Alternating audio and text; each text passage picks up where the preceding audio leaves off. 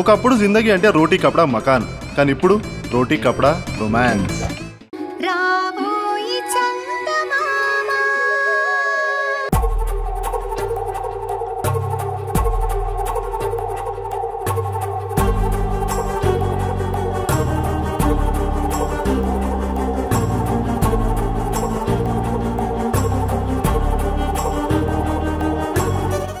ఏంటి రుద్ర ఇది? నేను ఇలా చూస్తూ ఉంటే నాకెంత బాధగా ఉందో తెలుసా? అక్కడ నీ చావు కోసం చర్చలు జరుగుతున్నాయి. నువ్వు పోవాలి అంటే వెంటిలేటర్స్ తీయాలి అని ఒకరు, పోయేదాకా వెయిట్ చేద్దామని ఇంకొకరు నీ చావు గురించి మాట్లాడుకుంటున్నారు. ఇదే నన్ను సాధించుకుంది? ఇదా ఎన్ని రోజులు నువ్వు పోరాడి గెలుచుకుంది? దీనికోసమా ఉన్న ఊరిని, స్నేహితుల్ని, నీకెంతో ఇష్టమైన ఉద్యోగాన్ని వదిలేసి ఆ భరత్ కోసం వెంటపడ్డావు? చివరికేం సాధించావే? నీ ప్రాణం పోతుంటే అయ్యో పాపం అని అనుకునే మనుషులు లేకుండా చేసుకున్నావు. ఇలాంటి పరిస్థితి రాకూడదని నీకు నచ్చ చెప్పాను, నా మాట వినలేదు. చివరికి నీ మీద జాలిపడి ట్రీట్మెంట్ ఇప్పిస్తున్నారే తప్ప ఎవరికీ నీ మీద ప్రేమ లేదే. ఎలా ఉంటుంది? నువ్వు చేతులారా చేసుకున్నావు కదా. ఇక చాలు రుద్ర, ఇప్పటి వరకు జరిగింది చాలు. ఇంకా అందరి చేత తిట్లు తింటూ ఉండొద్దు. లే రుద్ర, కళ్ళు తెరువ్వే, ఊపిరి పీల్చుకోవే. నిన్నీ ఊరి నుంచి, ఈ మనుషుల నుంచి దూరంగా తీసుకుని వెళ్తాను. మనకెవ్వరూ వద్దే, ఎవరూ లేని అడవిలోకి పోయి అయినా ప్రశాంతంగా బ్రతుకుదాం రుద్ర. ఆ దేవుడు అక్కడ స్పాట్లో తీసుకెళ్లకుండా ఆఖరి నిమిషంలో నీకు ఊపిరిచ్చాడు అంటే నువ్వు వెళ్ళిపోకూడదని చెప్తున్నారు రుద్ర. నీ వల్ల జరగాల్సింది ఏదో ఉంది. నీ విల్ పవర్ నిన్ను కాపాడాలి రుద్ర. ఈ డాక్టర్లు, మానిటర్లు, మెడిసిన్స్ ఇవి కాదు. నీ అంతట నువ్వే లేవాలి. నువ్వే ఓపిక మూట కట్టుకుని కళ్ళు తెరవాలి. నువ్వు లేస్తే నిన్ను ఈ మనుషులందరికీ దూరంగా తీసుకొని వెళ్ళిపోతాను. 1 సంవత్సరం కాకపోతే 10 సంవత్సరాలైనా నువ్వన్నీ మర్చిపోతావు రుద్ర. లే రుద్ర, నా కోసం కళ్ళు తెరు. అందరి చేత ఇంకా మాటలు అనిపించుకోవద్దు. ఇప్పటి వరకు జరిగింది చాలు. నిన్ను కొత్త రుద్రగా చూడాలి. కళ్ళు తెరు రుద్ర.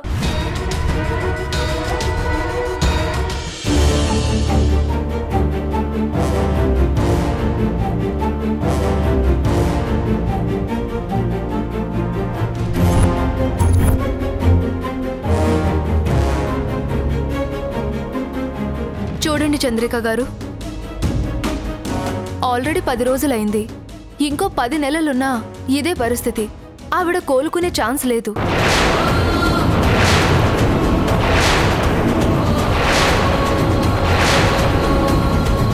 వెంటిలేటర్ మీద ఎంత కాలం ఉంచినా మీకు డబ్బు ఖర్చు తప్ప బ్రతుకుతుందన్న గ్యారెంటీ లేదు. ఒక్క మాటలో చెప్పాలంటే మీరు ఊపిరితో ఉన్న శవాన్ని చూస్తున్నారు.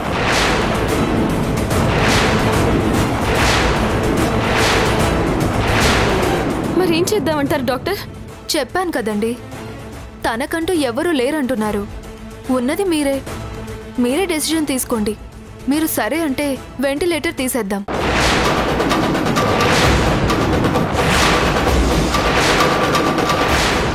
అంటే చంపేద్దామంటున్నారా డాక్టర్? మీరలా ఫీల్ అయితే నేనేం చెప్పలేను. మీరు తనని బ్రతికించడం కోసం ఎంత చేయాలో అంతా చేశారు, కానీ అవకాశం లేదు.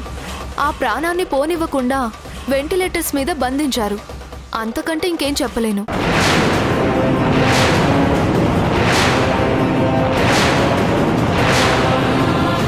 బ్రతికే అవకాశం ఉంటే ఒక పేషెంట్ని చంపాలని మేమెందుకు చెప్తాం? మీరంతా కలిసే నిర్ణయం తీసుకోండి. మేం చెప్పాల్సింది చెప్పాం. ఆ తర్వాత ఇంకా మీ ఇష్టం.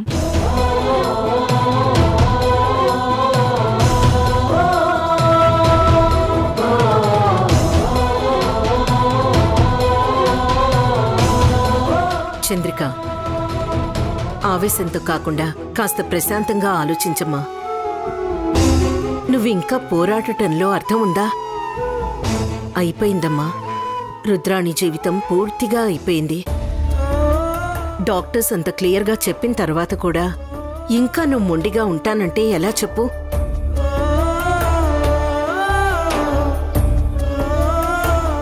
చంద్రిక, రుద్రాణి మీద ఎంత కోపం ఉన్నా ప్రాణం తీయాలన్నంత రాక్షసత్వం మనలో లేదు. తను మారాలని కోరుకున్నాను తప్ప తను చనిపోవాలని అనుకోలేదు. తనని కాపాడడం కోసం ఎంత చెయ్యాలో అంతా చేశాం. డాక్టర్ చెప్పినట్లు కనీసం రుద్రాణిని ప్రశాంతంగా సాగనంపుదాం. ఆ ప్రాణం నిలబడకుండా పోకుండా అలా కొట్టుమిట్టాడుతుంటే చూడటానికి చాలా బాధగా ఉంది చంద్రిక. అది కాదత్తయ్య, చూస్తూ చూస్తూ అలా ఎలా అత్తయ్య? తప్పదమ్మా. పోనీ ఇంతకంటే మరో మార్గం ఉంది అంటే చెప్పు. ప్రపంచంలో ఎక్కడికైనా తీసుకుని వెళ్తే తను బ్రతికే అవకాశం ఉంది అంటే తీసుకుని వెళ్దాం. పోనీ ఆ ఛాన్స్ ఉందా? లేదు కదా. ఇంకా ఎందుకమ్మా ఆలోచిస్తున్నావు? మనం హత్య చేయటం లేదు చంద్రిక. రుద్రానికి తను పడే బాధ నుంచి విముక్తి కలిగిస్తున్నాము. కనీసం తను కోరుకున్నట్లు భరత్ చేతుల మీదుగా అంత్యక్రియలు చేయించి తన ఆత్మకైనా శాంతి చేకూరుద్దాం. ఆలోచించు.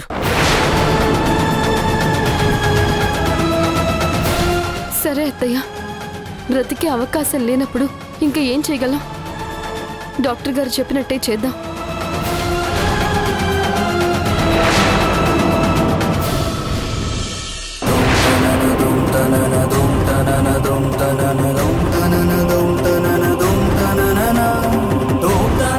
రుద్ర, అయిపోయింది. అందరూ నిర్ణయం తీసేసుకుంటున్నారు. వాళ్ళు మాత్రం ఏం చేస్తారే? ఇంతకు మించి ఏం చెయ్యగలరే?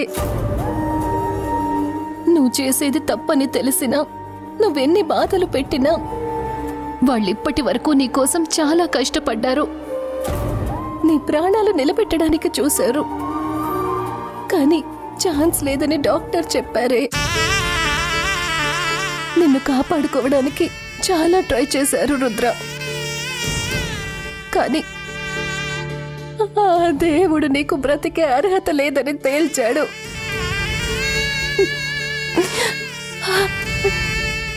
నా మాట వినుంటే ఈరోజు ఈ పరిస్థితి వచ్చేదా రుద్ర?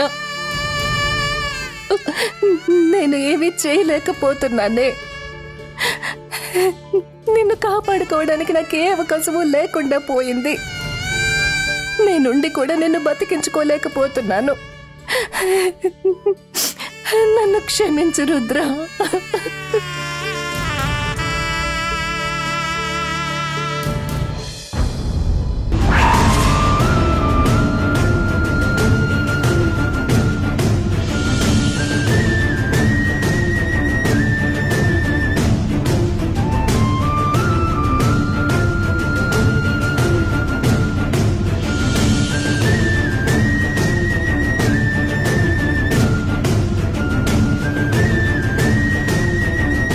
నేత్ర, గోరింటాకు చాలా బాగా పండింది కదా. ఎంత అందంగా ఉందో చూడు. నిజమేనే. గోరింటాకు ఎంత ఎర్రగా పండితే అంత మంచి మొగుడొస్తాడని పెద్దవాళ్ళు అంటారు. నీకు చాలా మంచి భర్తొస్తాడు. నిన్ను పువ్వుల్లో పెట్టి చూసుకుంటాడు. అసలు ఆడదానికి నిజమైన అందం అంటే ఏంటో తెలుసా? తల్లో పూలు, మెడలో తాళి, నుదుటున బొట్టు, కాళ్ళకి మెట్టెలు. ఇలా చేతికి బాగా పండిన గోరింటాకు. ఇవే అసలైన అందం.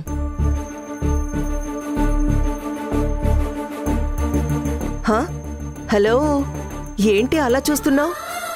నేను చూస్తున్నది నిన్నేనా? ఎలా ఉండేదానివి, ఎలా మారిపోయావు? అసలు నువ్వు ఆడదానివన్న విషయం మర్చిపోయి ఒక మగరాయిడ్లా బతికావు.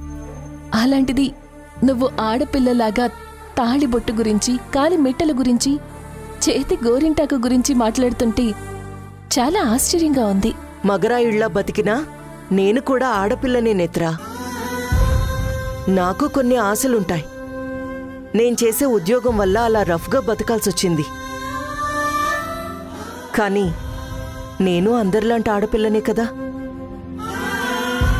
నా మనసుకి నచ్చిన వాడిని పెళ్లి చేసుకోవాలని, అతనితో హ్యాపీగా బతికేసి పిల్లల్ని కని హ్యాపీగా ముత్తైదులాగా పసుపు కుంకాలతోటి నా భర్త చేతుల్లో చనిపోవాలని నాకు కోరికుంది. నేను చనిపోయేటప్పుడు పెళ్లి కూతుర్లా ముస్తాబవ్వాలి. నా మెళ్ళో తాళి, నా కాళ్ళకి మెట్టెలు, నా చేతుల్లో ఇదిగో ఇలాగే బాగా పండిన గోరింటాకుండాలి. చుట్టూ నా వాళ్ళుండగా వాళ్ళందరి చేతుల్లో నేను హాయిగా కన్నుమూయాలి. ఇదేనే నా ఆఖరి కోరిక. ఏయ్, నీకేమైనా పిచ్చా? ఎందుకలా మాట్లాడతా? ఇలాంటి మాటలు మాట్లాడితే నాకస్సలు నచ్చదు, అర్థమైందా? అరే ఆగు, ఎందుకంత తొందరపడతావు? కాస్త నేను చెప్పేది పూర్తిగా విను. ఏ వినమంటావు? నువ్విలా చావుల గురించి మాట్లాడుతుంటే వినాలా? చూడు నేత్రా, మనిషి అన్న తర్వాత ఎప్పుడైనా చనిపోవాల్సింది. కాకపోతే చనిపోయే ముందు మనం అనుకున్నట్టు చనిపోతే ఆ సంతృప్తే వేరు కదా. నా వరకైతే నేను చనిపోయేటప్పుడు ఇలా ముత్తైదువులా చనిపోవాలనేది నా ఆశ. నా భర్త నా తల్లో పువ్వులు పెట్టాలి. నేను ఇలాగే పెళ్లి కూతుర్లా ముస్తాబవ్వాలి. చుట్టూ నా వాళ్ళందరూ ఉండాలి. వాళ్ళందరి ముందు నేను ప్రశాంతంగా కన్నుమూయాలి. నిజంగా అలాంటి చావొస్తే అంతకంటే అదృష్టం ఇంకేమైనా ఉంటుందా? బబ్బబ్బబ్బా, ఈ చావుల గోలేంటి? ఎందుకు వద్దు వద్దు అంటే దాని గురించే మాట్లాడుతున్నావు? నేత్రా, నేను నీ దగ్గర తప్ప వేరే ఎవరి దగ్గర నా మనసులో మాట చెప్పుకోగలను చెప్పు? నాకు నీ అంత డీరెస్ట్ ఫ్రెండ్ ఎవరున్నారు? బాధైనా కష్టమైనా సంతోషమైనా పంచుకోగలిగేది నీ ఒక్కదాంతోనే కదా. అందుకే నా మనసులో అనిపించింది చెప్పాను. నీకు బాగా చాదస్తం ఎక్కువైపోయింది. అలా రఫ్గా ఉండే పోలీస్ ఆఫీసర్గా ఉంటేనే బావుండేది. అది సరే కాని, ఇంతకీ నా చేతిలో ఈ గోరింటాకు ఎలా ఉందో చెప్పలేదు. ఎలా ఉంది? బాగుందా? చాలా అందంగా ఉంది. నీ అంత అందంగా ఉంది, సరేనా? Thank you. బాగుందా?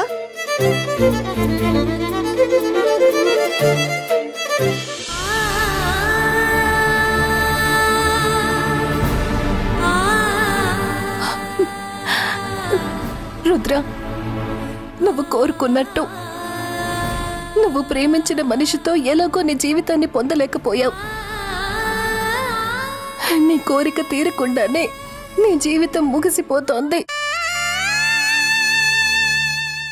నీ స్నేహితురాలిగా నేనిది తట్టుకోలేకపోతున్నానే. ఎన్నెన్నో కలలు కన్నావు. ఒక మంచి పోలీస్ ఆఫీసర్ కావాలనుకున్నావు, కానీ మధ్యలోనే వదిలేశావు. ప్రేమించిన మనిషికి రెండో భార్యగానైనా జీవితాన్ని గడపాలనుకున్నావు. అది దక్కకుండా పోయింది. కనీసం ముత్తైదువుగా పోవాలనుకున్నా ఆ కోరిక కూడా తీరకుండా వెళ్ళిపోతున్నావు.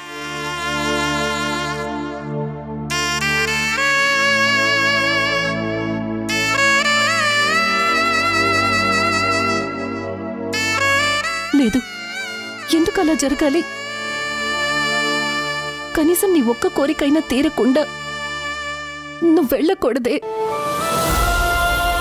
బతికుండగా నీ ఆనందాన్ని చూడలేకపోయాను. కనీసం పోయాక నీ ఆత్మశాంతినైనా పొందేలా చూస్తానే. నీ ప్రాణ స్నేహితురాలిగా నీకు నేను చేయగలిగింది దొక్కటే. నిన్ను సుమంగళిగా సాగనంపుతాను.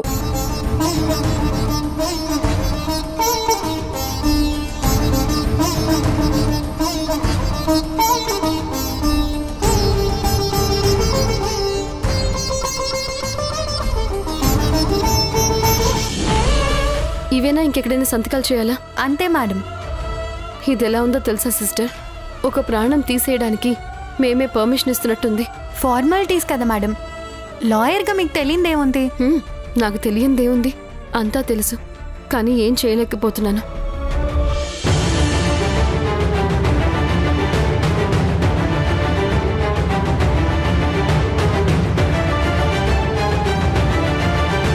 చంద్రిక, సంతకం చేశావా?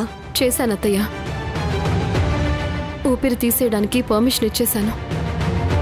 కాసేపట్లో తీసేస్తానన్నారు. నీ బాధ నాకు అర్థమైందమ్మా. నువ్వే కాదు, ఎవ్వరూ ఏం చేయగలిగింది లేదు. నువ్విప్పటికే చాలా చేసావమ్మా. నువ్వే కాదు, ఇక్కడ ఉన్న అందరూ ఆ రుద్రాణి కోసం వాళ్ళ శక్తికి మించే చేశారు. చంద్రిక గారు, రానేత్ర, ఇప్పుడే కన్సెంట్ తీసుకున్నారు. ఇంకాసేపట్లో వెంటిలేటర్ రిమూవ్ చేస్తారు. I'm sorry. సారీ ఎందుకు చంద్రిక గారు? మీరు మాక్సిమం ట్రై చేశారు. అవకాశం లేదని తెలిసాక మీరు మాత్రం ఏం చేస్తారు?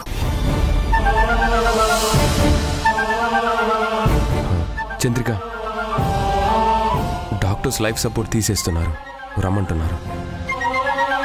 ఒక్క నిమిషం భరత్ గారు.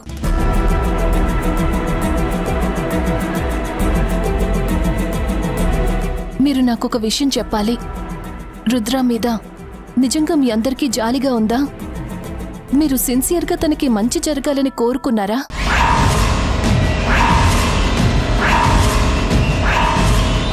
అదేంటి నేత్ర గారు అలా అంటారు?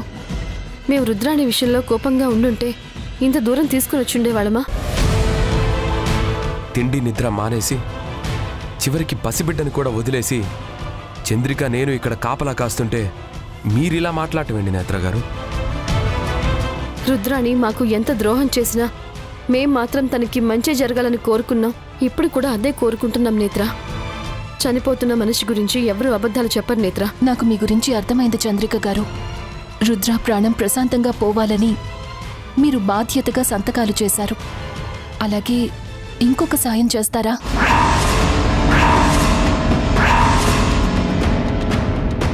ఏంటి? ఏం చేయాలి? తను పోయిన తరువాత తన ఆత్మకి శాంతి కలిగించేలా మీరొక పని చేయాలి. చేస్తారా? ఏం చేయాలి? మీరు చేయగలిగింది.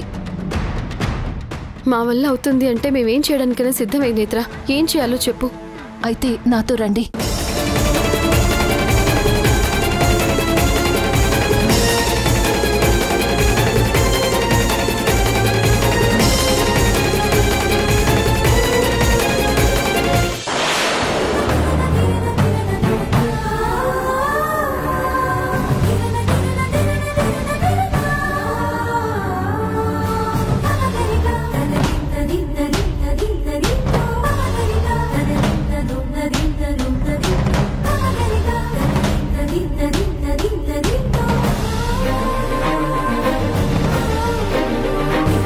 ఏంటి నేత్ర? ఏంటి ఇక్కడికి తీసుకుని వచ్చావు? ఇదిగోండి, మీ కళ్ళ ముందర ఉన్నది మీ శత్రువా లేక ఆఖరి శ్వాస అందుకోవటానికి ఆరాటపడే ఒక అనామకురాలా? చెప్పండి. ఏంటండి మీరిక్కడికి తీసుకొచ్చి ఇలా అడుగుతారేంటి? మేము రుద్రాణిని శత్రువు అనుకుంటే ఇంత దూరం ఎందుకు తీసుకొస్తాం? అసలు ఏం చెప్పాలనుకుంటున్నావు నేత్ర? రుద్రాణి ఆత్మకి శాంతి కలిగించే పని చేస్తారా అని ఏదేదో చెప్తారేంటి? నేను మిమ్మల్ని అడిగిన ప్రశ్న వెనుక ఒక కథ ఉంది భరత్ గారు. అది ఎవరితో కాదు, ఇదిగో మీ కళ్ళ ముందుంది ఈ రుద్రాది. మీకు రఫ్ అండ్ టఫ్గా బిహేవ్ చేసిన రుద్ర మాత్రమే తెలుసు. కానీ నాకు చిన్నప్పటి నుంచి ఒక మామూలు ఆడపిల్లగా పెరిగిన రుద్ర తెలుసు. తను మీ విషయంలో ఇలా మూర్ఖంగా మారుండొచ్చు, కానీ నాకు తెలిసిన రుద్ర ఇలా లేదు. తను మామూలు ఆడపిల్ల. మనిషి ప్యాషనేట్గా కనిపించిన మనసు మాత్రం ట్రెడిషనల్ వేలో ఆలోచిస్తుంది.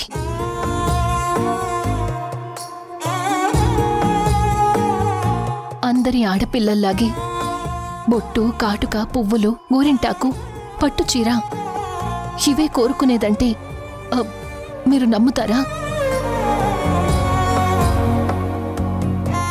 తను చనిపోతే ముత్తైదువులా చనిపోవాలని కోరుకునేది. మీకు షాకింగ్గా ఉంది కదా, కానీ ఇది నిజం. నేను చెప్పే రుద్ర గురించి బయట ఎవ్వరికీ తెలీదు, నాకు మాత్రమే తెలుసు. మనసులో ఉన్న ప్రతిదీ నాతో పంచుకునేది. చివరికి మిమ్మల్ని ప్రేమించిన విషయం కూడా నాకే చెప్పింది. మీరంటే తనకి పిచ్చండి. మీకోసం ప్రాణంగా ప్రేమించిన జాబ్ని వదులుకుంది. సొసైటీలో అందరి చేత అనరాని మాటలు అనిపించుకుంది. మీ భార్యగా ఒక్క నిమిషం బ్రతికితే చాలని నాకు చెప్పేది. ఇదంతా మాకు తెలుసు కదా నేత్ర. తనని మార్చాలని ట్రై చేసినా తను మారలేదు. ఇప్పుడు మమ్మల్ని ఏం చేయమంటావు అది చెప్పు. నిజంగా తీరుస్తారుగా? మాటివ్వండి. మాటివ్వటం ఏంటండి? ఇంత చేసిన వాళ్ళం తన ఆత్మశాంతి కోసం ఆ మాత్రం చేయలేమా? చెప్పండి. అయితే రుద్ర మెడలో తాళి కట్టండి.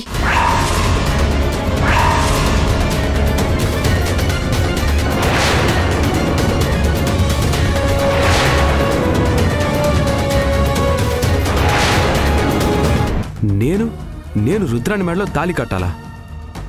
అసలేం మాట్లాడుతున్నారో మీకు అర్థం అవుతుందా? ఏంటి నేత్ర, నువ్వు ఎంత తప్పుగా ఆలోచిస్తున్నావో తెలుసా? తను సుమంగళిగా పోవాలి అనేది తన ఆశ. తను నాకు రాసిన లెటర్లో కూడా అదే రాసింది. ఆ కోరిక తీరకుండానే చనిపోతోందండి. అడగకుండానే ఇంత చేశారు. అడిగినందుకు ఈ ఒక్కటి చేసి పెట్టండి.